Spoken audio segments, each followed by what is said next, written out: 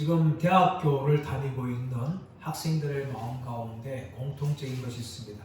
그것은 대학을 졸업하면 자신이 희망하는 직장에 취업을 하는 겁니다. 그것을 위해서 학생들은 4년 내내 열심히 공부를 합니다. 최선을 다합니다. 그리고 부족하면 대학원까지 진학하여서 공부를 하면서 자신이 희망하는 직장에 들어가려고 노력을 합니다. 하지만 모든 대학생들이 좋은 직장, 자신이 희망하는 직장에 들어가는 것은 아닙니다. 어떤 사람은 뜻을 이루어서 자신이 희망하는 직장에 들어갑니다. 굉장히 기뻐합니다. 반면에 어떤 학생들은 자신이 희망하는 직장에 들어가지 못해서 낙심하고 절망하기도 합니다. 이것은 모든 대학생들이 지금도 겪고 있는 현실입니다. 저 또한 마찬가지였습니다. 저 또한 대학 다닐 때에 취업에 대해서 많은 스트레스를 받았습니다. 그러다 어느 날 대학을 졸업하고 취업했던 한 선배가 학교에 방문을 하였습니다. 멋진 양복을 입고 학교에 찾아왔습니다. 당시만 하더라도 IMF 시절입니다. 그래서 굉장히 취업이 힘들었어요. 근데 그 선배는 학교 다닐 때에도 정말 열심히 공부해서 학과 성적도 우수하였고 또 영어도 잘하였습니다. 그래서 졸업과 동시에 모 해운회사에 취업을 하였습니다. 그리고 어느 날에 학교에 방문을 하였는데 도서관에서 우연히 저와 함께 만나게 되었습니다. 제가 그 선배를 졸업한 후에 처음 만났는데 멋진 양복에다가 얼굴은 환하였습니다. 직장 취업하지 못해서 고민하는 그 얼굴이 아니라 이제 취업에 성공했기 때문에 얼굴이 너무나 밝았습니다. 그리고 환하게 웃었습니다. 그리고 그가 입었던 멋진 양복의 한쪽에는 그 회사의 마크가 꽂혀 있었습니다. 그 마크가 상징하는 것은 무엇입니까? 더 이상 취업 때문에 고생하는 학생이 아니라 이제는 그 기업을 위해서 일하는 직장이라는 것을, 소속이 달라졌다는 것을 알려주는 상징이었습니다. 우리가 예수 믿을 때 마찬가지입니다. 우리 예수 믿을 때 소속이 달라집니다. 예수 믿기 전에는 과거에 저의 종으로서 제가 왕노릇하였습니다. 제가 우리를 지배하였습니다. 그러나 예수 믿고 난 후에 우리는 소속이 완전히 달라져서 우리는 어렵다함을 받았습니다. 사도 바울은 이렇게 이 어렵다함을 말하기 위해서 우리가 예수 그리스도와 합하여 세례를 받았다라고 지난주 본문에 우리에게 말했습니다. 예수님이 십자가에 죽으실 때 우리가 함께 못 박혀 죽었고, 예수님이 부활하실 때 우리가 함께 다시 살아나서 새 생명 가운데 행하게 하기 위함이다 라고 말합니다. 우리가 구원받은 목적은 무엇입니까? 새 생명 가운데 살아가는 것입니다. 그것을 하기 위해서 사도 바울은 무엇보다 우리에게 알라라고 이야기합니다. 죄의 지배에서, 죄의 왕노릇에서 벗어나서 하나님의 종이 되었고 하나님의 자녀가 되었다는 그 사실에 대해서 우리는 알라라고 이야기합니다. 더 나아가서는 영이라고 말하였습니다.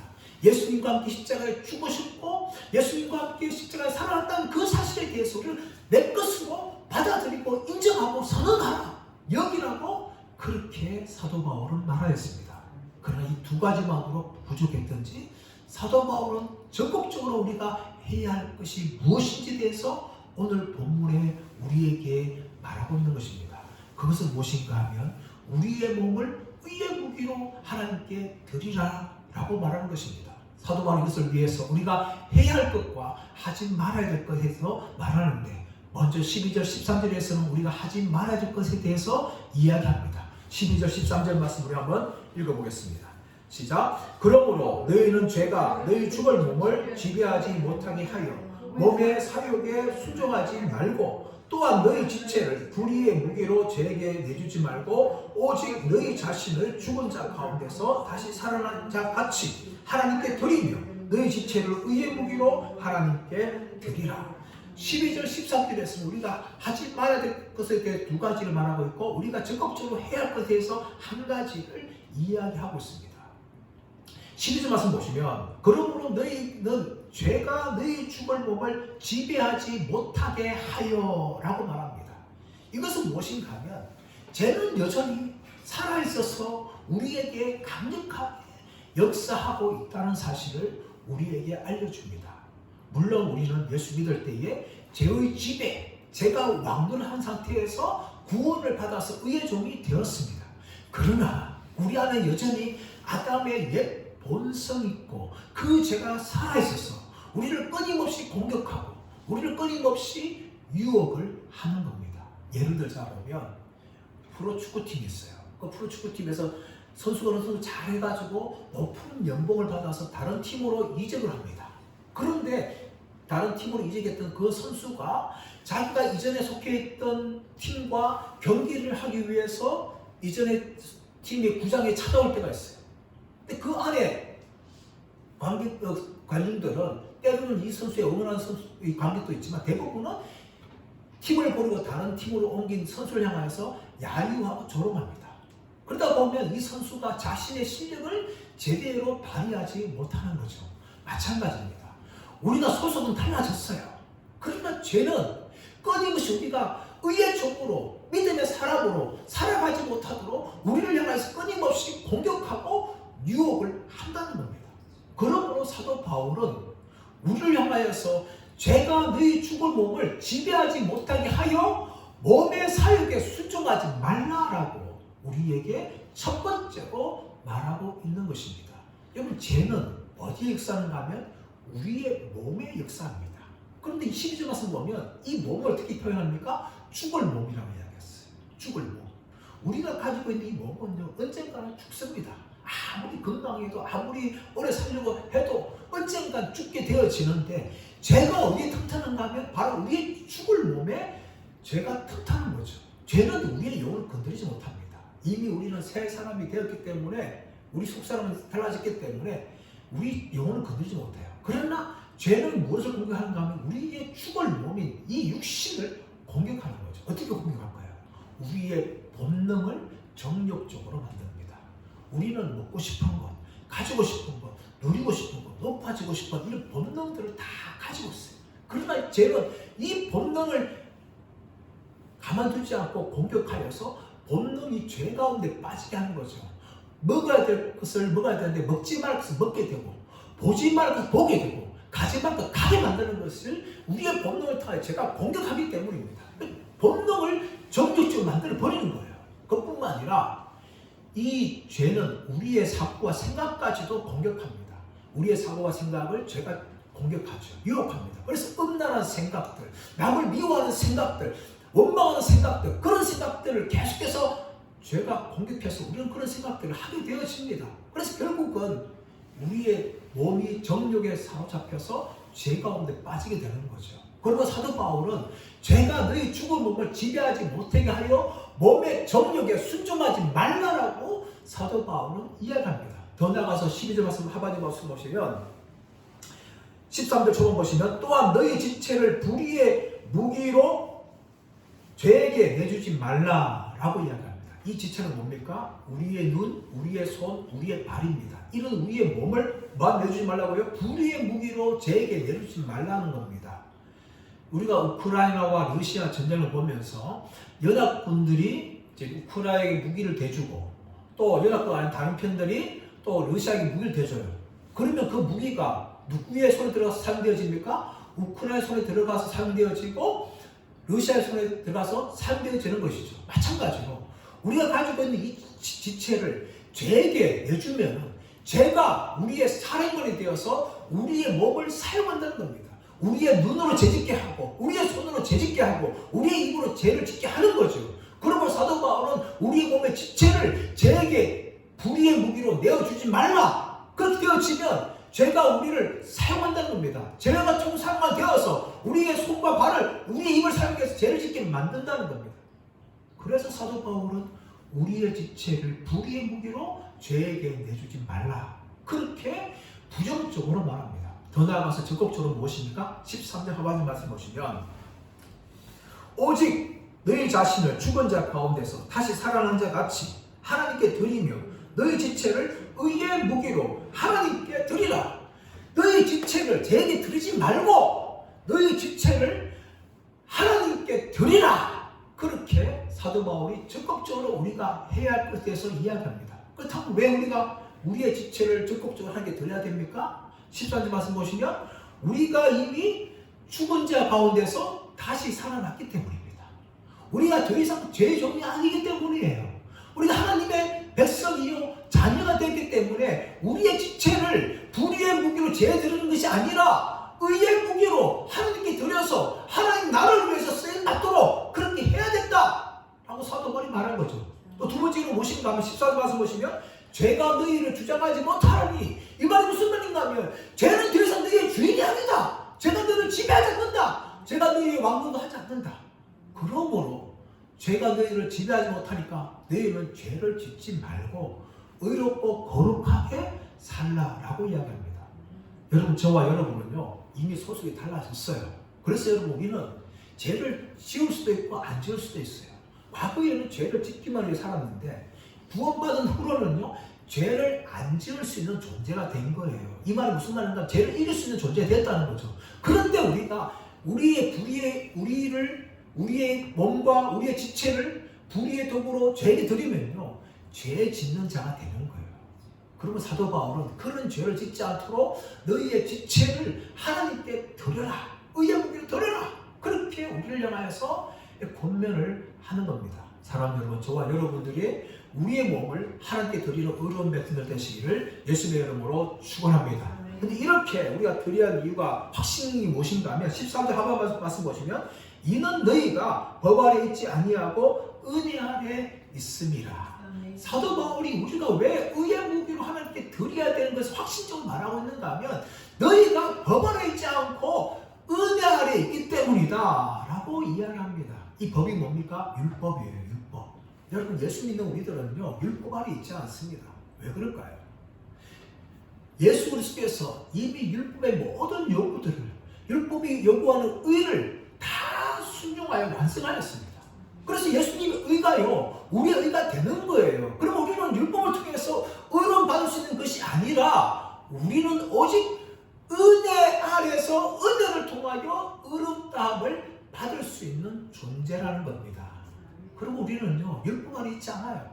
더 이상 율법과 관계없는 사람들입니다. 율법의 정죄를 받지 않아요. 여러분 또 율법을 통해서 의롭다함 받는 것이 아니라 은혜를 통하여 의롭다함 받는 사람들입니다. 율법이 뭡니까?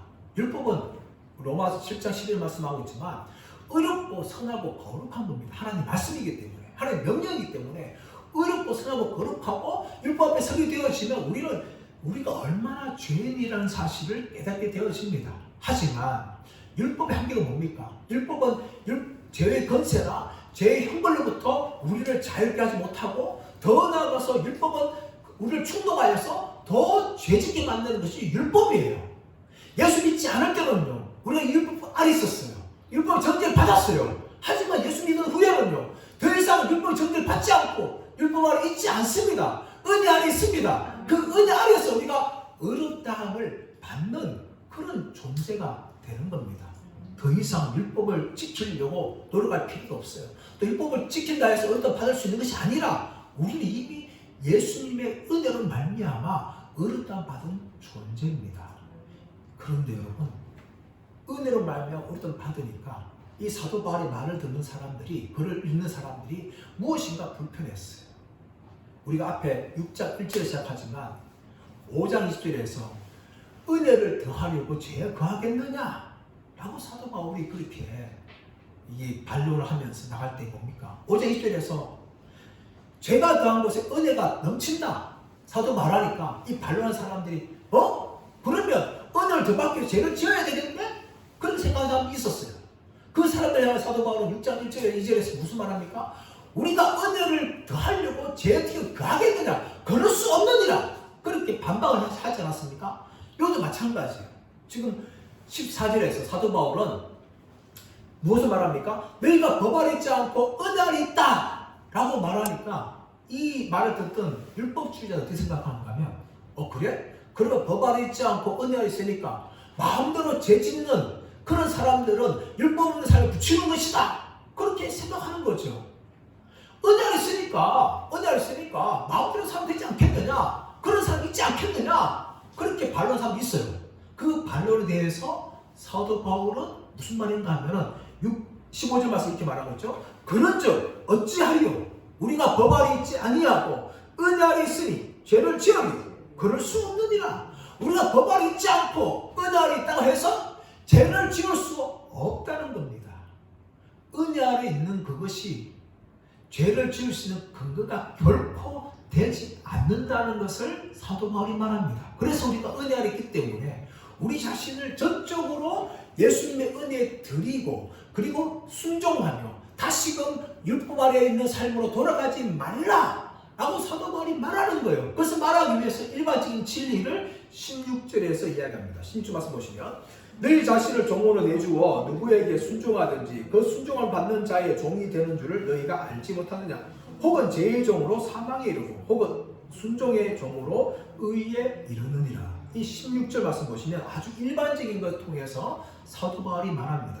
무슨 말입니까? 우리 자신을 죄의 종으로 우리가 드리면은 그 죄의 종이 되는 거예요. 그 대신에 우리가 순종의 종을 드리면 순종의 종이 된다는 것을 너희가 알지 못하느냐라고 이야기합니다. 우리가 과거에 예수 믿기 전에는요 죄의 종이었어요. 그래서 우리 자신을요 죄에게 드려서 죄의 지배가 되었고 또 죄의 종으로서 그렇게 살았습니다. 죄의 종의 특징이 뭡니까? 자신을 죄의 종으로 내맡기는 겁니다. 그리고 죄 가운데 살아가고 또 죄 가운데 행복하려 합니다. 그리고 한편으로는 뭔가 양심적으로 걸려서 죄를 버리려고 하지만 도저히 한쪽으로는 죄를 버리지 않는 그런 끊임없는 죄의 종으로의 삶을 살아가는 것이 죄의 종 아래에 있는 사람들의 모습이라는 겁니다. 제가 가끔 유튜브를 보게 되어지는데 이 유튜브의 내용 보다 보면 이 강원도 정선에 가가지고 도박 때문에 망한 사람들의 인생이 가끔씩 등장합니다. 처음에는 재미로 갑니다. 처음에는 재미로 가지만 나중에 결국은 뭡니까? 정말 엄청난 재산을 잃어버립니다. 처음에는 자기가 가지고 있던 현금을 잃어버리고 또 가지고 있던 핸드폰을 전담포에 맡기고 타고 왔던 자동차를 맡기고 더 나아가서는 빚을 얻어가지고 빚까지 다 걷다가 결국은 자신의 생명도 스스로 끊어버리는 사람들이 있습니다. 전담포 사람들 보게 되어지면요 정말 맡기는 물건들이 엄청나게 많아요. 보여주는 거예요. 막 핸드폰도 보여주고 자동차가 세우는 거 보여주고 막 다 보여주는 거예요. 이 사람 다 맡긴 거라. 그리고 그 모텔 일하는 종업원들은 아침에 손님들이 수술하고 있는 게 문을 열게 겁이 난다. 생명을 끊는 사람들이 있기 때문에. 여러분 그 사람들이 처음에 그랬을까요? 처음엔 재미로 갔어요. 근데 그것이 결국은 자신의 인생 전체를 망하게 하는 죄의 종이 되고 마는 겁니다. 그러므로 여러분 이 땅의 사람들은 영적으로 두 사람밖에 없습니다. 하나는 죄의 종으로 살든지 아니면 의의 종으로 사는 거예요. 여기에는 중간지대가 없어요. 나는 중간지대다. 세계 나라 보면 어떤 나라는 뭐 공산주의가 있고 어떤 자유민주주의가 있고 어떤 우리는 중립이다 말하고 있는데 러시아와 우크라이나 전쟁 때문에 지금 중립국가 사라지고 있지 않습니까? 다 나토로 가입하고 있잖아요. 세계 나라는 그럴 수 있는데 영적으로는 그럴 수가 없어요. 영적으로는 우리가 죄의 종이든지 아니면 의의 종이든지 이 둘 중에 한 가지라는 겁니다. 그래서 어떤 사람들 평생 죄의 종으로 살다가 망하게 되어지는 거고 어떤 사람은 의의 종으로 살다가 영생을 얻게 되는 것이죠. 예수님이 그 말씀 하고 있는 거예요, 여러분. 우리 인생에 두 가지 길밖에 없다는 겁니다. 좁은 문을 가든지 넓은 문을 가든지 둘 중에 하나밖에 없다는 거예요, 여러분. 사도 바울도 그거 말하고 있는 겁니다. 우리의 인생은 두 가지 길밖에 없다. 죄의 종을 살든지 아니면 의의 종을 살든지 이 두 가지 길밖에 없다는 것을 사도 바울이 우리에게 이렇게 말하고 있는 겁니다. 그렇다면 어떻게 하면 우리가 이 의의 종이 될 수 있습니까? 우리 17절 18절 읽어보겠습니다. 시작. 하나님께 감사하리로다. 너희가 본래 죄의 종이든지 너희에게 죄의 종이 되니 너희에게 전하여 준 바 교훈의 보문을 마음에 얻어 순종하여 죄로부터 해방되어 의에게 종이 되었느니라. 하나님께 감사하리로다. 너희가 본래 제 종이다. 로마에 있는 그리스도인들도 과거에는 다 제 종이었어요. 예수 믿기 전에는 다 제 종입니다. 누구나 상관없어요. 양쪽에 살든지 동쪽에 살든지 말을 배웠든지 아무 상관없어요. 예수 믿지 않으면 다 제 종인 겁니다. 로마에 사는 그리스도인들도 다 예수님 믿기 전에는 다 제 종이었어요. 근데 어떻게 바뀌었습니까? 너희에게 전하여 준 바 교훈의 본을 마음으로 순종하였다. 너희에게 전하여 준 바 교훈의 본을 마음으로 순종하였다. 사실 로마에 어떻게 복음이 전해졌는지는 사실 아무도 모릅니다.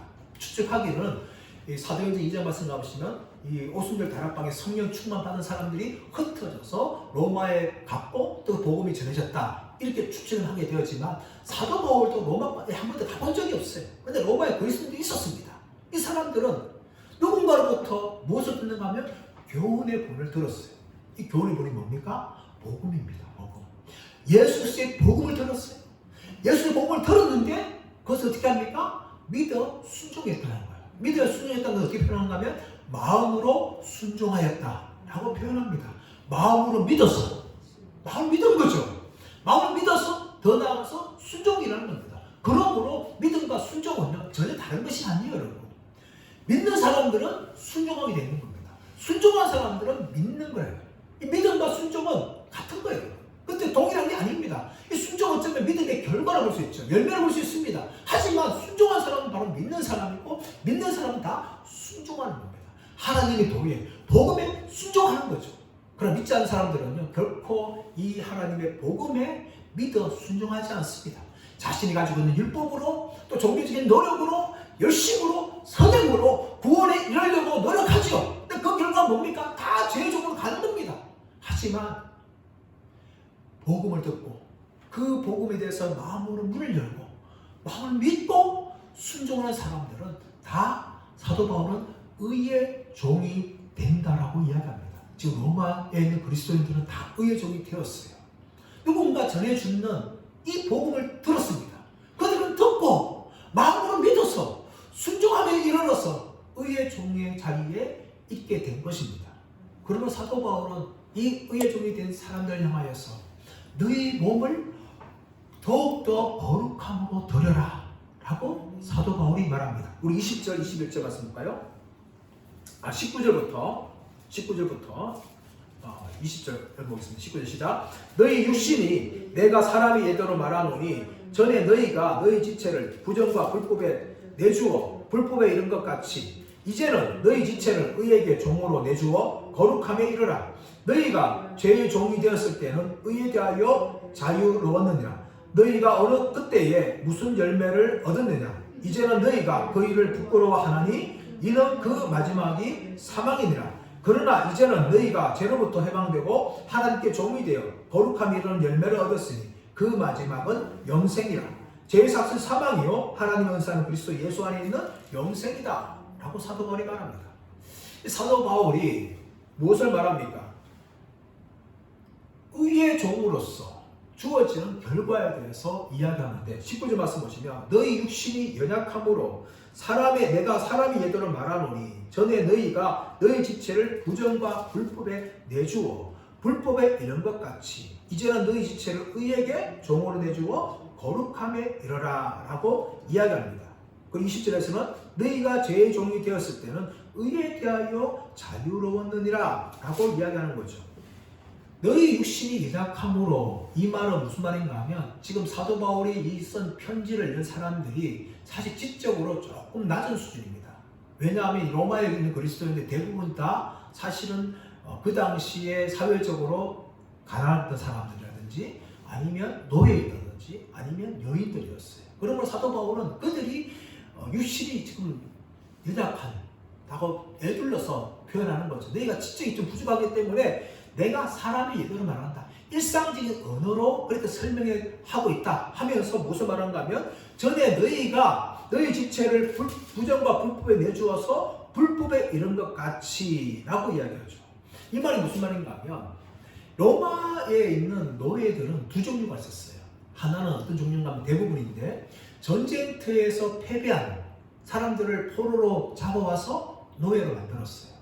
근데 한쪽으로는 무엇인가 하면 먹고 살다가 가난해서 도저히 자신의 힘으로 생계를 해결할 수 없어서 고의적으로 어떤 사람 찾아가서 내가 당신의 종이 되어줄 테니 노예가 될 테니까 나를 먹여 달라 하고 부탁을 합니다. 자기를 직접 내어주는 거죠. 그러면 그 사람의 노예가 되어집니다. 대신에 그 주인은 노예를 평생 책임지고 이 노예는 노예가 되어서 먹고 살 걱정 없어서 평생 동안 노예 생활을 하는 겁니다. 이것을 이야기하는 거예요.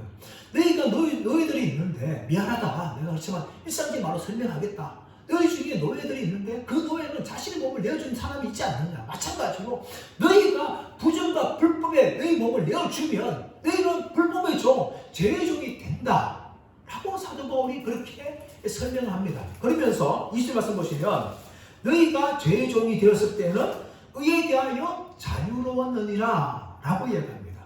죄의 종이 되었을 때는 의에 대하여 자유롭다. 이 말이 무슨 말입니까? 너희가 죄의 종이 되었을 때는 의와 전혀 상관없는 죄의 종으로 살았다. 너희가 자유도 말하지만 그것은 진짜 자유가 아니다. 죄와 전혀 상관없는 그런 자유다 하면서 죄의 종이 가진 가짜 자유에 대해서 사도 바울이 말합니다. 죄의 종은 의와 전혀 상관없는 그런 사람들이다 라고 사도 바울이 말하면서 21절 말씀 보시면 너희가 그때에 무슨 열매를 얻었느냐. 이제는 너희가 그 일을 부끄러워하나니 이는 그 마지막이 사망이니라.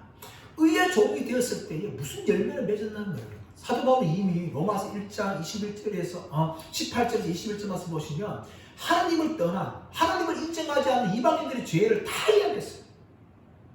불의와 사기와 도질과 음란 이 모든 걸 다 이야기했어요. 근데 그 열매들이 어떤 열매라는 거예요? 부끄러운 것 아니냐? 그래서 말하고 있는 거예요. 남들 앞에 내놓게 부끄러운 것 아니냐? 그런 부끄러운 짓을 너희가 행하였다. 그런 열매를 맺게 된다. 이것은 바로 너희가 죄의 종으로 네 몸을 죄에게 내어주기 때문이다. 그래서 이런 부끄러운 열매를 맺게 되어지는데 결국 그 열매의 결과가 뭐냐? 최종적인 열매가 뭐냐? 21절 하반절 말씀 보시면 이는 그 마지막이 사망입니다. 사망이라는 거예요, 여러분. 이 사망은 단지 육적인 죽음을 이야기하는 것이 아닙니다. 이 사망은 요한계시록 20장 21장에 말하고 있는 영원한 사망을 말합니다. 영원한 사망. 둘째 사망. 육신과 함께 영원한 사망에 던져지는 그것이 바로 최종적인 이 죄종의 결과다 라고 사도 바울이 말합니다. 반면에 너희가 의의 종이 되었는데 의의 종으로서 너희가 거룩함에 너희가 나아가고 그리고 그 거룩함의 결과는 무엇인가 하면 영생이다 라고 말합니다. 22절 말씀 보시면 그러나 이제는 너희가 죄로부터 해방되고 하나님의 종이 되어 거룩함에 이르는 열매를 맺었으니 그 마지막은 영생이다. 너희가 죄로부터 해방됐다. 이 말이 무슨 말입니까? 의롭다 되었다는 거예요. 칭의를 받았다는 거예요. 하나님 잘 되었다는 겁니다. 근데 그 의롭다 되는 것은 끝나는 것이 아니라 하나님의 종이 되었으니까 거룩함에 이르는 열매를 맺었으니라고 이야기합니다. 여러분 우리가 의롭다를 받는 것은요 이 거룩함과 전혀 다른 것이 아닙니다. 신학적으로 말하면 칭의와 거룩함이 되는 과정, 성화는 결코 구분되는 것이 아니에요. 우리가 예수 믿는 이 순간에 하나님이 종이 되었고 자녀가 되었습니다. 그럼 그 순간부터 바로 우리의 거룩은 진행되어 나가는 겁니다. 예수 믿는 것 따로 거룩한 사람 따로 아니에요, 여러분. 그래서 여러분 우리가 예수를 믿는데 교회를 다니는데 여전히 과거의 죄를 그대로 반복하고 있다면 여러분 그것은 구원이 아닐 수도 있습니다. 구원받은 것처럼 착각하는 거예요. 정말 우리 안에 예수의 생명이 있으면요 과거의 죄 그대로 짓지 않습니다. 양심이 힘들어요. 괴로워요. 하나님 기뻐하지 않을 건데 괴로워하면서 그 죄를 버리려고 몸부림치고 싸우고 노력합니다. 그 죄를 떠나게 되어 있는 거예요. 그런데 불구하고 여전히 돼지가 먹는 그 우정통에 들어가서 살고 있다는 것은 구원받지 못했다는 증거입니다. 구원받는 사람은요 어렵다 맞는 그 순간 한 종이 되는 그 순간 거룩함에 이르는 열매를 맺기 점점 맺게 되는 겁니다. 성령 열매 맺어지는 거예요. 어려움이 나타나는 겁니다. 점점 더 우리가 거룩해지는 거예요. 말이 거룩해지고 생각이 거룩해지고 행동이 다 거룩해지는 겁니다. 그러다 결국 무엇입니까? 영생을 우리가 경험하는 사람이 된다는 겁니다. 이 영생은 뭡니까? 예수 믿음을 통해서 이 땅에 살아있는 동행하는 이 교제의 영생도 있지만 영원한 천국에 들어가는 그 상속자가 된다는 것을 우리에게 말합니다. 이 영생이 우리에게 주어지는 거죠. 그런데 이 영생은 우리의 공로와 우리의 노력이 아니라 하나님의 전체 은혜와 선물이라는 것을 사도 바울이 다시 한번 강조합니다. 23절 말씀 보시면 죄의 삭은 사망이요 하나님의 은사는 그리스도 예수 우리 주 안에 있는 영생이다. 죄의 삭, 죄가 이 삭시라는 단어가 옵소니아라는 단어인데 이거 월급이라는 의미예요. 병사가 전쟁에 싸우면 그 병사 수고한 대한 대가의 월급이 주어집니다. 죄도 대가가 있어요. 그 죄의 대가가 뭐라고요? 죽음이라는 겁니다. 사망이라는 겁니다. 우리 육신 죽을 뿐만 아니라 영원한 지옥에서 죽게 되지만 이 영원한 사망을 맞게 되는 것이 죄를 짓는 죄의 종으로서 마지막 결과를 열매라는 겁니다. 하지만 하나님 은사는 우리 주 예수 그리스도 예수 안에 있는 영생이다라고 이야기합니다. 이 은사가 뭡니까? 선물이라는 거예요. 하나님의 선물이 뭐냐? 바로 예수 그리스도 안에 있는 영생이라는 겁니다. 우리가 구원받아서 영생을 누리는 것은요, 내 공로가 아니에요. 내 노력이 아닙니다. 내 의지가 아니에요, 여러분. 무엇입니까? 하나님의 전적인 은혜라는 겁니다. 하나님의 선물로 우리가 은혜를 받게 되어지고 영생을 누리게 되는 겁니다. 선물이 뭡니까? 받을 자격이 없는 자에게 거저 주어지는 은혜가 선물이에요. 우리 그런 자들이었어요. 과거에 죄의 종이었지만 하나님의 은혜로 우리가 택함을 받았고 예수 믿는 믿음이 우리가 들어갔습니다. 그 결과 우리에게는 하나님의 선물로 영생이 주어진 자들입니다. 할렐루야. 이 영생을 누린 자로서 우리가 해야 할 일이 무엇입니까? 과거의 죄의 종으로서 우리의 지체를 불의의 무기로 죄에게 드린 것처럼 살아가는 것이 아니라 이제 의의 종이 되었으니까 우리의 지체를 의의 무기로 하나님께 내주라, 하나님께 드려라, 그렇게 사도 바울이 요구하고 있는 것입니다. 사랑하는 여러분, 저와 여러분이 과거 구원받기 전에 그런 삶으로 살아가는 것이 아니라 하나님의 자녀로서 의의 종으로서 우리 지체를 하나님께 드리면서 적극적으로 살아가시는 저와 여러분 되시기를 예수님의 이름으로 축원합니다. 우리